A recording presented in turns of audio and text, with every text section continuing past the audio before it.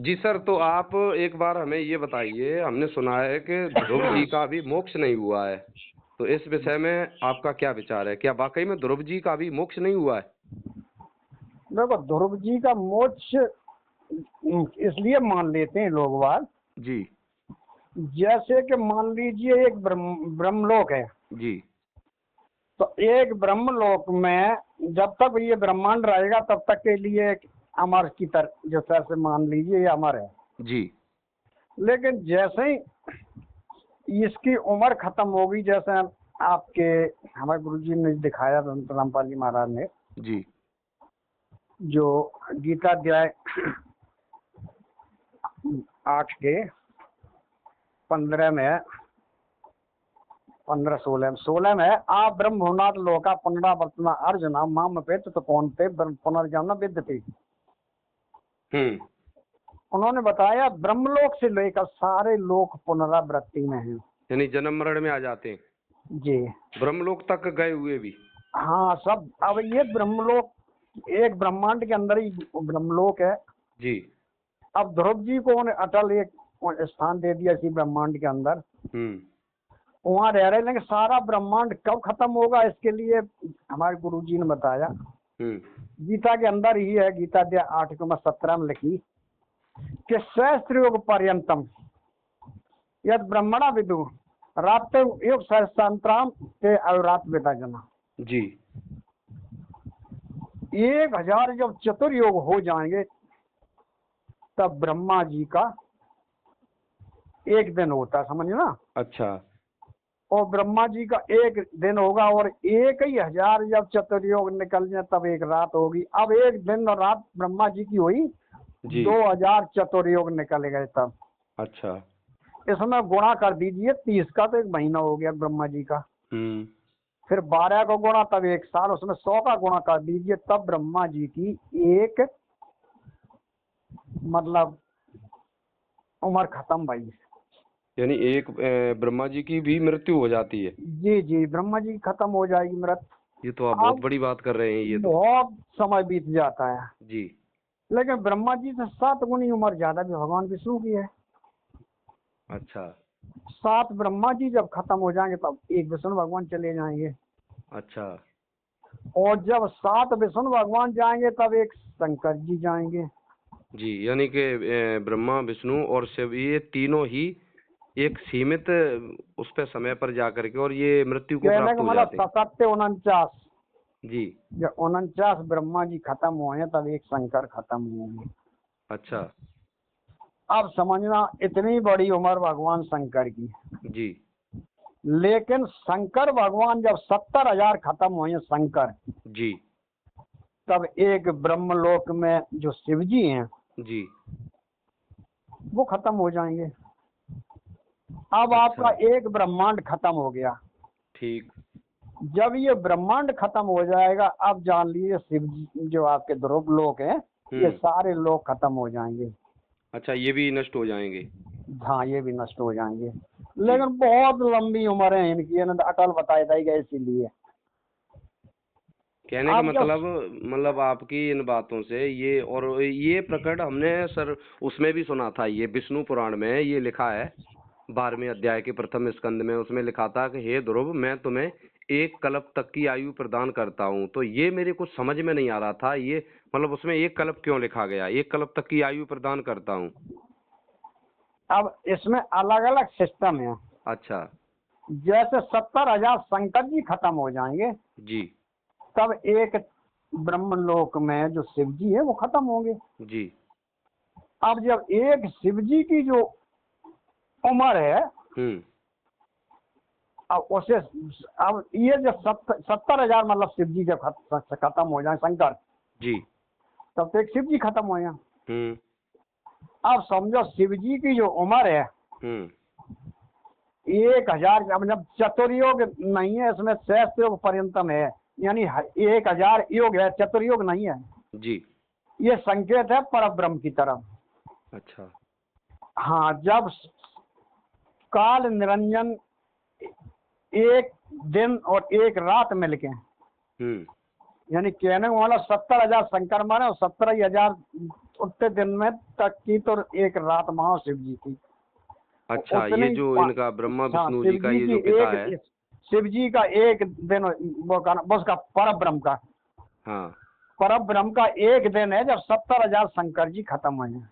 अच्छा, यानी या कहो एक शिव जी, या ऐसे भी कह सकते हैं ये त्रिदेवों के पिताजी। हाँ ऐसे भी कह सकते काल निरंजन जी, इनके जो है एक नहीं, ये बिल्कुल खत्म नहीं होंगे। एक ब्रह्मांड में जो काल निरंजन जो शिव जी रूप में है जी, अलग वर्ष में भेद है। जो काल असली काल रूप है वो तो वहाँ 30वें ब्रह्मांड में रह रहे। अच्छा, लेकिन ये एक काल रूप अपना जो शिव जी को बनाए जैसे महाशंकर या सदा शिव का ये, जी, और एक रूप इनको सदा महाविष्णु का भी है, उनसे कहते हैं महाविष्णु। ऊपर ब्रह्मलोक में इनके तीनों लोक हैं। रामायण में लिखिए पद पाताल शीर्षक धामा अपर लोक अंग अंग विश्राम। ऊपर जो लोक हैं ब्रह्मांड में इसके ब्रह्मलोक के अंदर, उसमें ऊपर 3 लोक है। शतोगुण क्षेत्र भगवान सदा का नाम महाविष्णु के रूप में काल निरंजन रह रहे, जो कि हम लोगों को गुरु जी ने बताए जी। और सदा शिव रूप में शिव जी रूप में वो तमोगुण क्षेत्र है, भगवान विष्णु का सतोगुण क्षेत्र है। और महाब्रह्मा, और इधर आपकी उधर माँ लक्ष्मी थी, उधर माँ पार्वती, इधर माँ ब्रह्मा के साथ आपकी माँ गायत्री। तो माँ गायत्री के साथ ये वहाँ वहीं से 3 पुत्र पैदा करते हैं। जब रजोगुण क्षेत्र में जाते हैं तो माँ ब्रह्मा के और का नाम ये माँ गायत्री जी इनके साथ एक पुत्र पैदा हुआ रजोगुण क्षेत्र में, वहाँ उसका नाम ब्रह्मा रख दिया। सतोगुण क्षेत्र में गए महाविष्णु रूप में काल निरंजन, इनका रखा माँ लक्ष्मी। अब वहाँ एक जो लड़का पैदा हुआ उसका नाम उन्होंने विष्णु रख दिया। और इसमें जो सदा शिव यानी शिव जी का ये उनसे एक पुत्र पैदा हुआ माँ पार्वती रूप में। तो 3 रूप इधर काल के बन गए, सदा शिव, महा ब्रह्मा, महाविष्णु। और आज शक्ति दुर्गा 3 रूप में आई गई, माँ गायत्री, महालक्ष्मी और माँ पार्वती, जैसे अष्टांगी देवी भी कहते जी। अब वहां से 3 पुत्र पैदा हुए। तो बहुत लंबी कहानी है, कहने मतलब शंकर जो है 70,000 जब शंकर खत्म हो जाएंगे तब एक पर ब्रह्म का एक दिन हुआ। अब इतनी जब रात हुई तब एक रात भाई पर ब्रह्म की समझियो जी 140,000 हो गए, शंकर खत्म। तो तब जो है एक दिन रात हुए पर ब्रह्म के। अब इसमें गुणा, हाँ अब इसमें गुणा कर दीजिए 30 का, तो 1 महीना हुआ पर ब्रह्म का। उसमें गुणा कर दीजिए 12 का, तो 1 साल, फिर 100 का गुणा। अच्छा, 100 वर्ष की आयु इसकी भी है। हाँ, इतनी लंबी उम्र है पर ब्रह्म की। कहने का मतलब ये है, यानी शिव जी जो हैं इनकी जो ब्रह्मलोक में जो रह रहे इनकी उम्र से कितनी लंबी गुना, जब गुणा करोगे बहुत लंबा कैलकुलेशन लेकर के आएगा। बिल्कुल। तो इतनी तो उम्र पर ब्रह्म की है, लेकिन एक न एक दिन, समय तो निरंतर चलता ही रहता है। बिल्कुल बिल्कुल। एक न एक दिन बीतेगा तब ये भी खत्म हो जाएंगे। और इधर क्या होता है, जैसे ही इनका एक ब्रह्मांड में 70,000 शंकर खत्म भये, फिर कुछ समय के लिए महाप्रलय होगी, सब खत्म हो गए। तब अब इसके हैं ब्रह्मांड 21। तब एक ब्रह्मांड में जिस खुद रह रहे हैं, लेकिन 20 ब्रह्मांड हैं, जो 5 महाब्रह्मांड का घेरा बचा खिंचा हुआ है। इसके ऊपर फिर 20 ब्रह्मांड अलग करे, जो कोई आपके ऋग्वेद मंडल 10 सूत्र नंबर 90 के मंत्र में पहला में लिखी है, से शीर्षा पोषा से साच शेषपात भूमि विश्वता विद्या अत्यतिष्ठन 10 अंगुलम। जो शेष शीर्ष जिसके 1000 शीर्षों, शेष 1000 आंखें और 1000 पैर है जिसके, वो काल निरंजन। उसने क्या करो वृत्या यानी वृत्याकार, और ये 10 अंगुलों मैंने 10 अंगुलियों की जैसे मुट्ठी में जकड़ के रखा, ऐसे 21 ब्रह्मांड सब जकड़े बैठे गोलाकार घेरा में जी। और इसी में आपके ऋग्वेद मंडल 10 सूत्र नंबर 90 मंडल नंबर 15 में लिखी, सप्त आसन परिध्या त्रिसप्त शब्दा कृत्या इत यज्ञम तनवाना अवंदनम पुरुषम पसम। जो 7 शंख ब्रह्मांड पर ब्रह्म के, और त्रिसप्त, त्रयमान 3 सप्तमान 3 7 21 ब्रह्म के, त्रिसप्त 21 है ब्रह्म के। तो ये सारे जो है ये त्याज्यम तनमाना, ये कर्मदंड की अग्नि में इस तरह से जल रहे, पशु वर्धना है, पशुओं की तरह बंधे हम। अच्छा। और वो सद भक्ति करा के परमात्मा ले जाता है, इससे उसे बंदी भी छेड़ कर छोड़ छोड़ भी कहते हैं। सप्त शासन परिध्या जो परिदाकार घेरा में है, और त्रिसप्त समदा कृत्या, और जो 21 ब्रह्मांड कर्मदंड की अग्नि से जला जल लगे। यद यज्ञम तनमाना है, पूर्ण ब्रह्म परमात्मा सद भक्ति को देके इसके जो कर्मदंड के ताने बाने को खत्म करके, यद यज्ञम तनमाना अबंधनम जो बंधन मुक्त करा के, पुरुषम पशुम जो पुरुषों की तरह हम बंधे पशुओं की तरह छुटा के ले जाता, इसलिए उसे बंदी छोड़ कहते हैं। तो यहाँ सर भी एक बात बताओ, मैं यजुर्वेद अध्याय 5 के 32 में भी कहा, उसी गसी कबीर अंगारी असी बम्भारी रवस्यान असी दवस्यान सुनद्यादसी मार्जल्य सम्राट असी कृषाणु प्रसिद्ध्यासी पवमान नावा असी प्रत्यक्ष मष्टा असी हब सूदन रतधामामी असी समर ज्योत। जो परमात्मा जो वहाँ धूलो के तीसरे धूल समर यानी 100 प्रकार से धाम में रहता है, वो कर्म बंधन से सबको छुड़ा के ले जाता है, इसीलिए उसे बम्बारी बंधनों का शत्रु भी, कर्म बंध का शत्रु है वो, पापों का शत्रु है, पापों को काटने वाला है, वो यहाँ से ले जाता है। और यहाँ काल की सेना में इसलिए जब मार्जाल्य सम्राटा सी, जैसे एक चूहों की सभा के अंदर जिस तरह से एक बिल्ली बिठा कहिए, इस तरह से मानो 21 ब्रह्मांड में जितने देवी देवता ब्रह्मा विष्णु है, इनके ऊपर एक सम्राट की तरह वो परमात्मा है, जिसका नाम कबीर देव है। यानी कि ये सर बहुत बड़ी बात कर रहे हैं आप, ये यानी कि ध्रुव जी समेत हमारे ये भक्त प्रहलाद हुए, ध्रुव हुए, और ये ब्रह्मा विष्णु शंकर और इनके पिताजी जो ज्योति निरंजन आप बता रहे हैं, यानी कि ये सभी नासवान, इन सभी का जन्म मृत्यु होता है काफी दिन तक। इसलिए देखो यहाँ की जो थ्योरी है अपने काल लोग की जी, तो जब इनको यही पता नहीं इनके भगवान ही अजर अमर बने हुए थे, तो इसी आधार से उनको भी अजर अमर मानते। भाई आप हमें एक बात बताओ, अब इसमें हम लोगों की तो गलती नहीं है, हम तो यही मान रहे हैं कि जो हमारे संत और ये हमारे कथावाचक जो बताते हैं, ये तो सभी अजर अमर बताते हैं त्रिदेवों को, और ध्रुव जी का ये तो मतलब बताते हैं पूर्ण मोक्ष हो गया है। अब देखो तो ये ज्ञान आपको किसने दिया है, आपको किसने बताया कि इनका जन्म मृत्यु होता है तीनों देवों का, और ध्रुव जी भी जन्म मृत्यु में फंसे, ये आपको किसने बताया? ये देखो ये तो आपके हमारे सदगुरुदेव रामपाल जी महाराज ने आपके देवी भागवत पुराण से भी दिखाया, शिव पुराण से भी दिखा दिया। इसके अलावा आपकी रामायण में भी सिद्ध है जी, रामायण में लिखा है, उपजय जा संस्थाना संभ विरंच विष्णु भगवाना, उपजय जास अंश गुण खानी अग्नित लक्ष्य सोमा ब्रह्मांड के उपज के आ रहे हैं उसी काल निरंजन और आशक्ति दुर्गा की माध्यम से।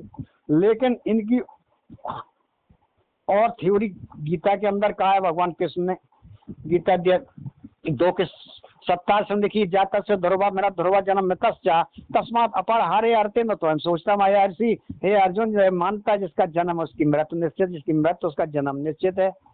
और फिर उन्होंने कहा गीता 4:5 में बहुन में व्यतीतान जन्मान तब च अर्जुना तान एम बेन सर्वान न तो एम भेद परंतम, हे अर्जुन मेरे तेरे बहुत सी जन्म हो चुके, उनको तू नहीं मैं जानता, लेकिन जन्म भी बड़े अजीब तरह के, ऐसे जन्म नहीं जैसे राम और कृष्ण, ये माँ से जन्म नहीं लेते काल निरंजन जी। ये कहते हैं गीता 4:9 में कि जन्म कर्म मैं दिव्यम तत्व पुनर्जन्म एक मामेर अर्जुना, हे अर्जुन मेरे जन्म कर्म बड़े दिव्य अलौकिक हैं, ये जन्म नहीं लेता है। जैसे गीता बोल रहे थे तब गीता 7:24 में कह रहे थे भगवान के अंदर काल शक्ति के अव्यक्तम व्यक्तम अपन माम अवध्या परम हम अजानन मम अद्यम अभ्यम अनुत्तम, वो दीन पुरुष मेरे अनुत्तम नियम को नहीं समझते हैं, मैं कभी किसी के सामने नहीं आता, मैं अव्यक्त रूप में हूँ। और अव्यक्त कहते हैं उसे जैसे बादल हो और बादल के सामने सूर्य छिप जाए तो अव्यक्त हो गया, लेकिन वो उसकी यथा स्थिति बरकरार है लेकिन दिखाई नहीं दे रहा है। इसी तरह से ये कहते हैं 7:25 में कि नयन प्रकाशा सर्वक्ष योग माया समावृता मूढ़ा अयम नाम जाना लोकामजम अभ्यम, मैं अपनी योग माया छिपा हूँ, किसी प्रत्यक्ष नहीं होता हूँ, इसीलिए ज्ञानी जन समुदाय मुझे निराकार माने बैठो। अरे मैं तो शरीर हूँ, केवल छिपा हूँ, इसलिए तुम लोग निराकार मानने लगे। बहुत से निराकार नाम से पूजा करने लगे इसकी। अच्छा हाँ, तो भाई ये तो जब तक ब्रह्मलोक रहेगा जी। कब तक ध्रुव रहेंगे? जैसे सिख धर्म की गुरु ग्रंथ साहिब की पुस्तक में लिखा है, गुरु नानक अपने 2 शिष्यों को लेके गए थे, माला बाला जी मर्दाना। तो इनको लेके जब प्रहलाद के लोक में गए तो प्रहलाद जी ने स्वतः देख के कह दिया, अरे आ गए।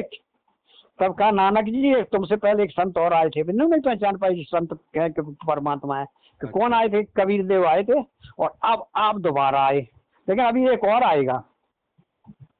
तो वो बाला मर्दाना थे, उन्होंने पूछा, इनसे पूछो प्रहलाद जी से कि पहले जो आए थे कबीर साहब थे, वो तो एक जोला जात के थे जी। और जो नानक जी आए ये खत्री जात में बनी है, देख तीसरा आएगा वो कौन होगा? तो उन्होंने कहा, गुरु ग्रंथ साहब की लिखी है आपकी, उसमें देख लेना जी। कि मैं जो है अब की जो आएगा वो जाट जात का होगा, और बटाला, उसमें बटाला छपा हुआ है बरवाला, वहां से आएगा, जो पंजाब देश जी। का, पंजाब हरियाणा एक ही थे, 66 माल बंटवारे में अलग अलग हो गए। वो बटाला का होगा, जाट होगा। वो अपने सदगुरुदेव जी रामपाल जी महाराज की तरफ संकेत गुरु ग्रंथ साहिब में लिखा हुआ है साहब। ये सर आप बहुत बड़ी बात कर रहे हैं, यानी प्रहलाद जी ने भी आपके गुरुजी रामपाल जी महाराज जी के बारे में भविष्यवाणी कर दी। ये नानक जी को पहले ही संकेत कर दिया था। हाँ, नानक जी को कर दिया था। हमको तो वो पेज नंबर याद नहीं है जी। आप देख लेना गुरु ग्रंथ साहिब को, गुरु जी के जो आपके सत्संग है, हाँ, उनके अंदर सब कुछ पड़ा है। तो भाई वाकई में हाँ। आपके गुरुजी का कुछ वाकई में एक रहस्यमय ज्ञान लग रहा है ये तो। ऐसा मान लीजिए इस पृथ्वी पे जी इतना बढ़िया ज्ञान, इतना अच्छा ज्ञान आज तक किसी ने दिया नहीं, और लोग इनको न पहचान करके टिप्पणी करते। वो असल में सबसे बड़ी बात है, जितने टिप्पणी करते हैं ये भगवान अपने दूसरे माने बैठे हैं, तो कोई लाभ नहीं। और जो परमात्मा है और जिसके अनुसार संत रामपाल जी महाराज के रूप में आज विराजमान है, उनको ये पहचान नहीं पा रहे, इसीलिए ये टिप्पणी कर दिया। अगर हकीकत में ये अपन दिल पे बैठा लें सदगुरुदेव जी को, अंतरात्मा में बैठा के आधीन भाव से जब विचार करें तो तुरंत इन्हें समझ में आ जाए वास्तव में यही परमात्मा है। लेकिन आधीन ही नहीं है, उसको दिल में जगह नहीं, और परमात्मा का बिना विश्वास के मैं कुछ बता नहीं सकता, मैं अपनी स्थिति को नहीं बता सकता जब तक आप आधीनी भाव से हमको दिल में नहीं बसाओगे। एक बात तो है, वैसे मैं भी मतलब बहुत एक ऐसा जीवन जी रहा था कि कहीं ना कहीं मुझे भी ये बात डाउट में तो थी कि मैं तो ये तो सोचता था कि भाई अगर ये जो हमारे ब्रह्मा जी हुए, विष्णु जी हुए, हमारे भगवान भोले बाबा हुए, ये अगर वास्तव में अमर परमात्मा की श्रेणी में आते हैं, अगर वास्तव में ये अमर परमात्मा है, इन्होंने ही सृष्टि को रचा है, तो हम ये तो जानते थे कि सबका मालिक एक है। तो फिर यहाँ पे आके हम कंफ्यूजन में हो जाते थे, हमें ये जच नहीं रही थी बात कि अगर एक है तो फिर ये 3 कैसे, और 3 है तो फिर ये भक्ति क्यों कर रहे हैं? भगवान भक्ति नहीं करना चाहिए और ये तो भक्ति कर रहे हैं। तो यहाँ पर शक में रहते थे। इसमें ब्रह्मा जी तक कंफ्यूज थे। जब भगवान विष्णु समाधि लगाए बैठे तो कह रहे भगवान जब बताओ आप तो सारी सृष्टि के मालिक, तुम समाधि का लगाए बैठे? जी जी जी। और वहाँ भगवान विष्णु कंफ्यूज है, वे कह रहे हे ब्रह्मन, सब लोग यही समझते हैं कि मैं सृष्टि का मालिक हूँ।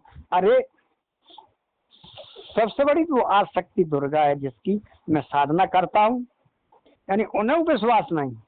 अच्छा। तो अब दुर्गा कह रही मार्कंडे पुराण में, जिस गान पे भी का नाम शिव महापुराण में जी, मार्कंडे जी से जब बात हो रही तब उन्होंने कही कि सब लोग यही समझ रहे कि मैं सब कुछ हूं। अरे साधना उसकी करनी चाहिए उस ब्रह्म की जो ब्रह्मलोक में स्थित है और गुप्त रूप से रहता है, उसकी साधना करिए, प्रकाश स्वरूप है, उससे सबका हित होगा। तो देवी जी अपनी की तरह मना कर रही, उस ब्रह्म की तरफ इशारा कर रही। लेकिन ब्रह्म तो कह रहा है अर्जुन अगर मोह चुका तो उस परमात्मा की शरण। कैसी एक चेन बंधी हुई है जो कि हनुमान जी कर रहे राम की, और राम कह रहे नहीं शंकर जी को भजो, शंकर जी कह रहे बिना राम के हमारी भक्ति नहीं पायो। रामायण में देखो, शंकर प्रिय मम द्रोही या शिव द्रोही मम दास ते नर करे कलप पर घोर नरक में बास है, शिव द्रोही मम दास का आवाज सोदर मोह सपनों नहीं भावा। तो हम बड़ा चक्कर में उस समय रहते थे कि पता नहीं शंकर जी को भजे कि राम को भजे कि दोनों को भजे, और नहीं भजे तो भक्ति एक होगी नहीं मिली, दोनों को भजना पड़ेगा। लेकिन उसमें रहस्य छिपा था कि राम के अंदर काल शक्ति बोल रही थी जो कहती है तात राम नाम नहीं भूपाला भुवनेश्वर कालों कर काला और ब्रह्म नाम है अज भगवंता व्यापक अजित अनारानंद। वो काल शक्ति कह रही, और वो ही शंकर जी के अंदर जो शिव जी की शक्ति काल शक्ति है, वो कह रही कि राम जी को भजो, क्यों दोनों के अंदर काल शक्ति थी। और काल शक्ति से जब हम भजते, अब चैन ऐसी जुड़ी कि शंकर जी कह रहे राम को भजो, राम कह रहे शंकर को। इधर ब्रह्मा विष्णु महेश एक दूसरे में कन्फ्यूज है। ब्रह्मा जी ने समाधि लगाई तो काल निरंजन दर्शन दे रहे भगवान विष्णु के रूप में। सृष्टि के मालिक आप ही है, माँ विष्णु को रूप दिखाए दो। हमने समाधि में देखा, तो बहुत सुंदर, इससे भी सुंदर लगती वो है काल निरंजन का। ये हमें सब गुरु जी ने हमें आपको सब बताए, आप इन्हें ध्यान दे करो। तो अब भगवान विष्णु जब ध्यान रखते हैं तो शिव जी के रूप में दिखा दिए। उन्होंने कहा हमको कंफ्यूज न कीजिए, आप ही सारी सृष्टि के मालिक हैं। शंकर जी ने ध्यान रखा और माँ विष्णु का रूप दिखा दिया। तीनों के तीनों ब्रह्म में जग पे खंतम देखन हारे और वेदहारे शंभ नचावन हारे। काल निरंजन ब्रह्मा विष्णु महेश तीनों को नचा, तीनों भगवान यानी कंफ्यूज रहेंगे। सारा वेद मालूम है आप शक्ति दुर्गा को, इनके पिताजी काल निरंजन को। ये सब जानते हैं कहाँ से सृष्टि चली कहाँ है, लेकिन इनको अगर भेद पर्दा की आड़ में सब गीता के अंदर बता दिया, लेकिन भेद नहीं खोला, इसलिए तो फिर उनकी सब खेती उजड़ जाएगी, मानव जो खाते हैं वे। नहीं, बिल्कुल बिल्कुल। तो इससे मतलब एक बात तो सिद्ध हो रही है कि ये जो आपके गुरुजी का ये जो ज्ञान जैसा कि आप अभी बता रहे हैं, हमें समझा रहे हैं, मतलब दिल को छूने वाला ज्ञान मुझे प्रतीत हो रहा है। हमने आज तक सच बता रहे हैं, मैंने आज तक ये नहीं सुना था किसी के मुख से। हमारे इतने बड़े बड़े शंकराचार्य आचार्य हैं, हमारे मंडलेश्वर हैं, हमारे संत हैं एक से एक बड़े भारत में, किसी ने ये नहीं बताया कि ब्रह्मा विष्णु महेश इनके भी कोई माता पिता हैं। हाँ, इनके माता पिता आपकी रामायण में गीता सब में आपके गीता 14 के समय 3 में लिखी मम यानी महत विरम तस्मिन् गर्भम दधामि संभवभूतम तथा बहुत वार्ता। गीता 14 के समय 4 में लिखी सर्वस्कोन्ते मूंते संभवंतया तासाम ब्रह्म महेत योनि हम बीज पिता पिता हे अर्जुन। नाना प्रकार की योनियों में जितनी मूर्तियां शरीरधारी प्राणी उत्पन्न होते प्रकृति तो सबकी गर्भ धारण करने वाली माता और मैं बीज स्थापन करने वाला पिता हूँ। और गीता 14 के समय 5 में लिखी सत्यम रजम तमा इतना बड़ा प्रकृति संभवान्य वदंत मावाव दे देने वाव्यम। ये सतोगुण विष्णु रजोगुण ब्रह्मा तमोगुण सब तीनों प्रकृति से उत्पन्न मैं पिता हूँ, स्पष्ट लिखी गीता के अंदर। लेकिन अब उससे समझो ही ना, तुम यही ना समझो 3 गुण क्या है। यह तीनों गुण के अंदर एक एक विशेषता है।